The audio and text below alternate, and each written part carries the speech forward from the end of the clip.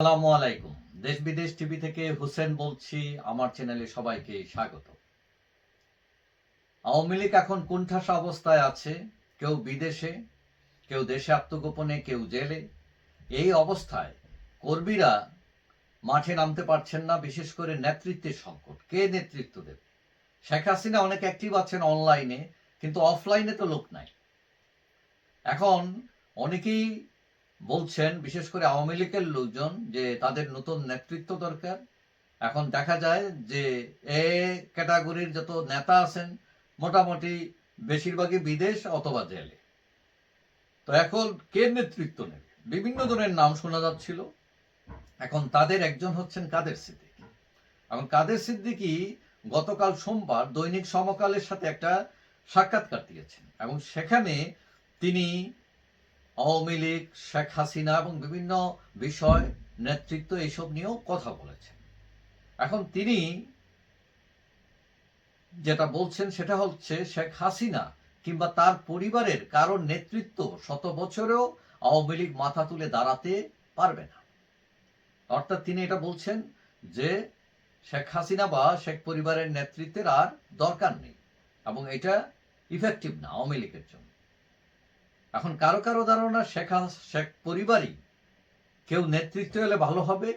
তিনি বলছেন এটা বলছেন কাদের সিদ্দিকী। তিনি বলছেন যে কারো কারো ধারণা শেখ পরিবারের নেতৃত্ব এলে ভালো হবে, কিন্তু কাদের সিদ্দিকী মনে করছেন এই ধারণা কাজে আসবে না।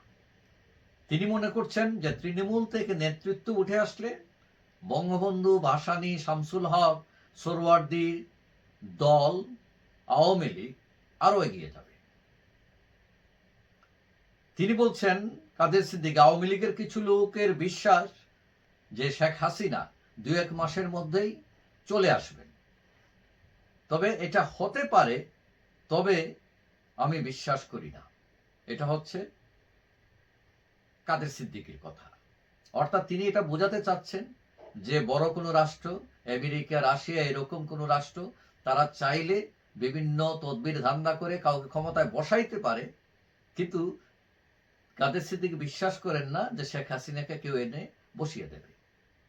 তবে তিনি এটাও বলছেন যে ভুল স্বীকার ও ক্ষমা প্রার্থনার মধ্য দিয়ে শেখ হাসিনা রাজনীতিতে ফিরতে পারবেন, সুযোগ আছে। তবে তার পথ খুবই দীর্ঘ হবে। এখন এটা ছাড়াও কাদের সিদ্দিকী বলছেন, হাসিনা তার শাসনের প্রথম 3 বছরের পর থেকে রাজনীতির ক্ষতি করেছেন, এবং সেই জন্য তিনি দল থেকে বেরিয়ে এসেছেন। অর্থাৎ তিনি আওয়ামী লীগে ছিলেন, আওয়ামী লীগ থেকে বেরিয়ে আসার কারণ তিনি বলছেন যে শেখ হাসিনা যখন দেখলেন বছর 3 পরেই রাজনীতির ক্ষতি করছেন, বঙ্গবন্ধুর ক্ষতি করছেন, আওয়ামী লীগের ক্ষতি করছেন, তখন তার এটা ভালো লাগে না, তিনি বেরিয়ে আসছেন।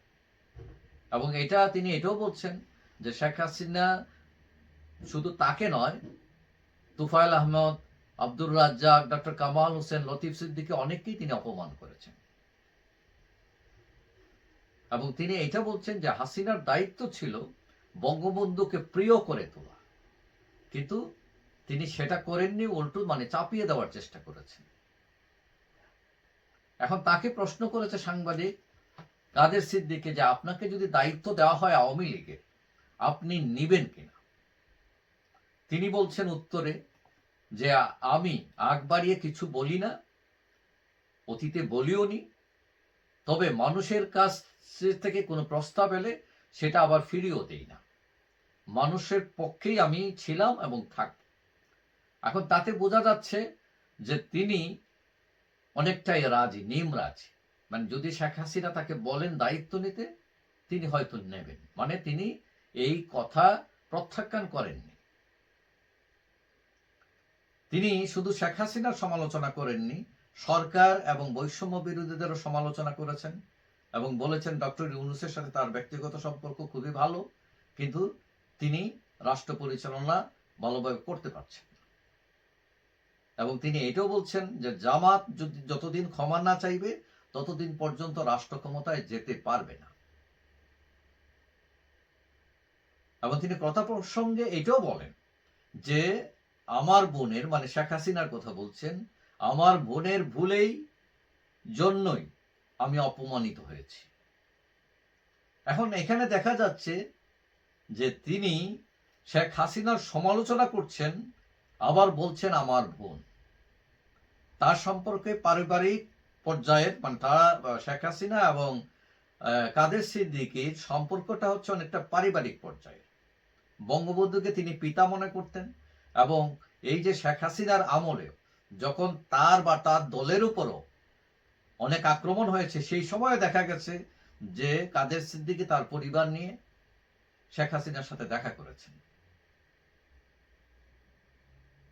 এখন তাকে যদি দলের দায়িত্ব দেওয়ার প্রস্তাব দেওয়া হয়, অনেকেই মনে করেন তিনি উড়িয়ে দেবেন, এবং যদি সেটা শেখ হাসিনা তাকে দায়িত্ব নিতে বলেন তাহলে তিনি হয়তো নেবেন। তাদের ব্যক্তিগত সম্পর্ক এখনো অটুট অনেকেই মনে করেন, এবং আওয়ামী লীগের দুর্যোগে বিশেষ করে বঙ্গবন্ধু হত্যাকাণ্ডের পর প্রথম প্রতিবাদকারী হচ্ছিলেন তিনি। যখন আওয়ামী লীগের লোকজন সব পালিয়েছিল, তখন এই কাদের সিদ্দিকী প্রতিবাদ করেছিলেন। এবং এইবারও দেখলাম যখন শেখ হাসিনা সরকারের পতন হয়, হ্যাঁ, এবং 15ই আগস্ট 32 নম্বরে ফুল নিয়ে কেউ যায়নি, কোনো আওয়ামী লীগকে দেখা মেলেনি, তখন এই কাদের সিদ্দিকী ফুল নিয়ে এই ঝুঁকির মধ্যেও তিনি গেছেন। তার গাড়িতে হামলা হয়েছে, কিন্তু তিনি থেমে থাকেন নাই। তিনি প্রমাণ রেখেছেন যে তিনি হচ্ছেন বঙ্গবন্ধুর প্রকৃত প্রেমী।